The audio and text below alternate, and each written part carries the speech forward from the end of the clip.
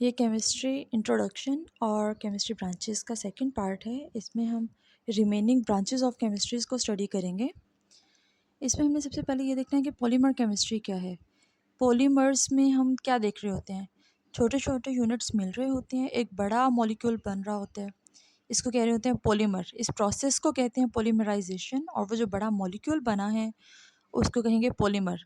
तो जब हम पॉलीमर का स्ट्रक्चर, उसकी सिंथेसिस, उसकी प्रॉपर्टीज़ डिस्कस कर रहे होते हैं, दैट इज़ पॉलीमर केमिस्ट्री। इसमें plastics, fibres, biomolecule, carbohydrate, proteins, ये सारे के सारे मॉलिक्यूल्स जब हम डिस्कस करते हैं, that is polymer chemistry. Next है जियो केमिस्ट्री। जियो मीन्स अर्थ।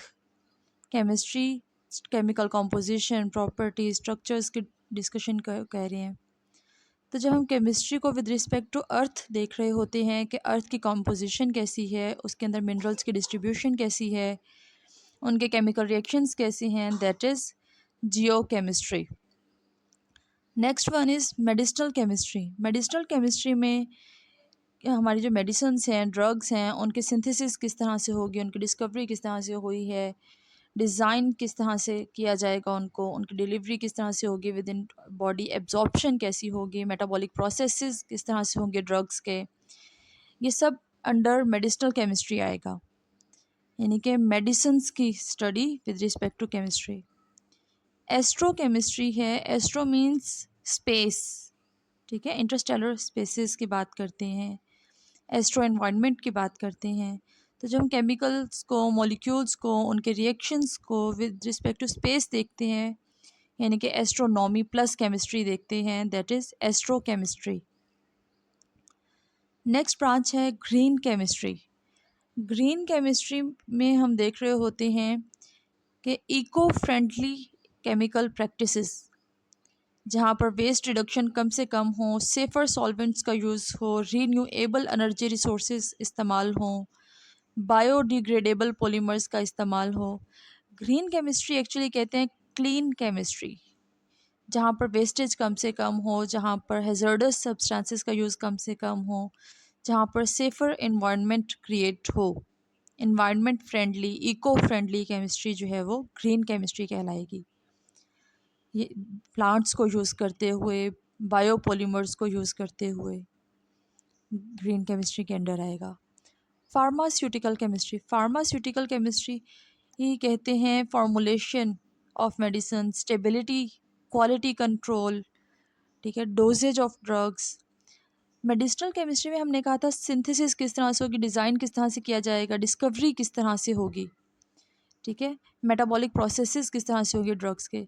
फार्मास्यूटिकल में हम देख रहे होते हैं कि जो मेडिसिन डिज़ाइन की है, जो हमने सिंथेसाइज़ की है, इसको क्वालिटी कंट्रोल किस तरह से होगा, इसकी प्रिजर्वेशन किस तरह से होगी, इसकी डोजेज कितनी दी जाएगी, यानी कि जब मेडिसिन बन चुकी है उसके बाद उसकी मार्केट रेडी किस तरह से होगी, वो उसको फार्मास्यूटिकल केमिस्ट्री के अंडर स्टडी किया जाता है। नेक्स्ट है फॉरेंसिक केमिस्ट्री। फॉरेंसिक का वर्ड आता है आफ्टर डेथ, आफ्टर क्राइम, ठीक है।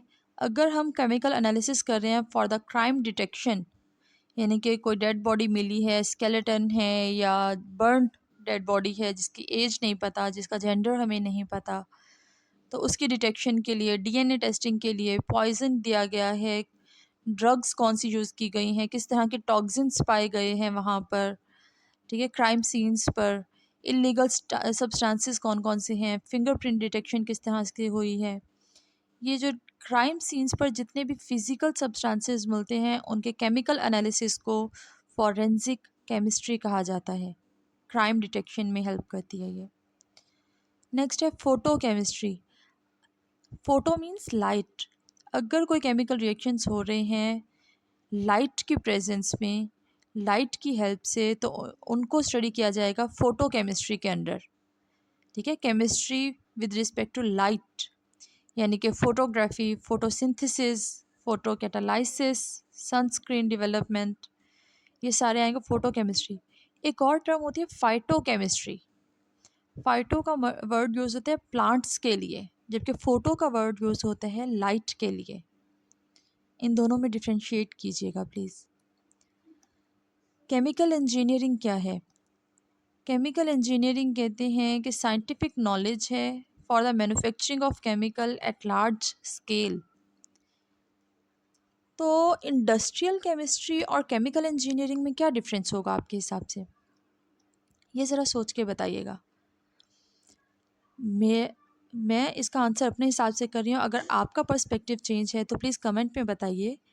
केमिकल इंजीनियरिंग कहते हैं कि साइंटिफिक नॉलेज को केमिकल्स की मैन्युफैक्चरिंग के लिए यूज़ करना, यानी कि जो हम जबकि इंडस्ट्रियल केमिस्ट्री होती है कि आप केमिकल्स को इंडस्ट्रियल लेवल पे किस तरह से बना रहे हैं। अब दोनों हैं तो इंडस्ट्रियल लेवल पे ही, बट इंडस्ट्रियल केमिस्ट्री में हम उनका डिज़ाइन, ठीक है, केमिकल्स का डिज़ाइन के केमिकल्स किस तरह से सिंथेसाइज करना है उसको देख रहे होते हैं, केमिकल्स की फॉर्मुलेशंस को देख रहे होते हैं।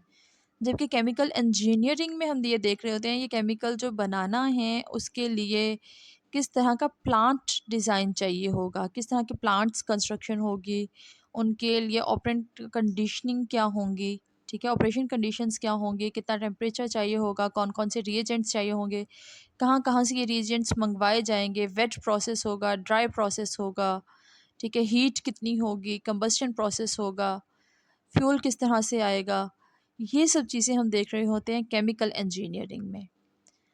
तो ये सेकंड पार्ट था केमिस्ट्री और उसकी ब्रांचेस का, जो कि मैंने आज कवर किया है। अगर आपके हिसाब से कोई केमिस्ट्री की ब्रांच अभी कवर नहीं हो सकी है या जो कि ज़रूरी थी और करनी चाहिए, वो आप मुझे कमेंट्स में बता दें, हम उस पर काम करेंगे इंशाल्लाह।